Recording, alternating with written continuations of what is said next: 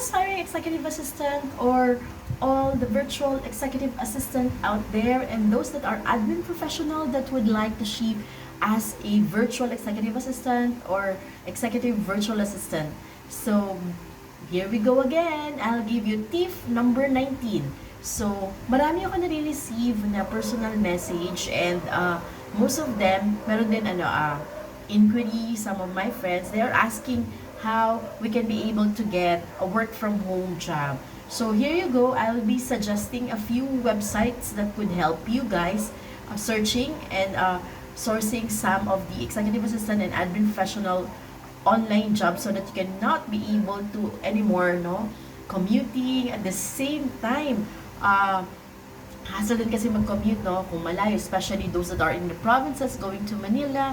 So nakakapagod siya, really, because most especially to those that are like me, nasa middle age na ako. So nakakapagod magbiyahe and mas marami tayong time na we can monitor our family or kids, especially those that are moms out there that you want to have your side hustle. Magandang side hustle din to. If you are free at night or free in the morning, whatever time is available for you, you can have your online job here. So, I'll be giving you advices, some of the portals that are recommended portals to be able to help you find your right client, okay?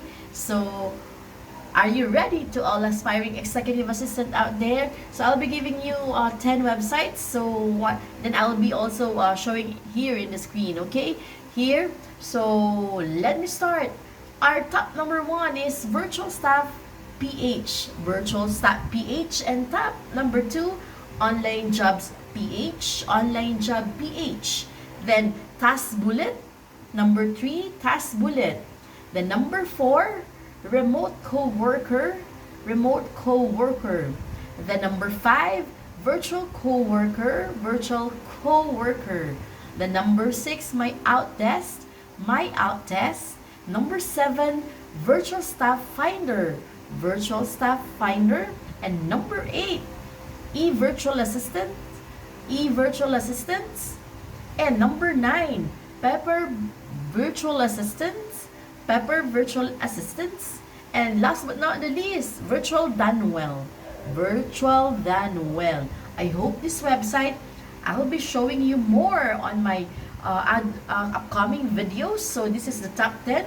So gagawa lang naman kayo ng account, a typical creation of account. Then as much as possible, payo ko sa mga aspiring executive assistant and aspiring virtual executive assistant and admin professional out there that would like to shift like this, online professionals. What you're going to do is when you fill out the form, make it sure you sign it completely. In that way, your credentials and the professional way on how you fill up the form online, that will be a great help. And better also to put description, yung mga short description in order for those that are employers, guide din kasi nila yan. Okay? So, ano pang hinihintay nyo? For those that would like to have a side hustle and you want to work from home only, and those that are mom would like to join to be part of our virtual executive assistant world. So, yun. Sa mga hindi ko pa po subscriber, please subscribe, heart, comment, and follow for more insights about tips on virtual executive assistant. I'm Anita, your executive assistant. Bye!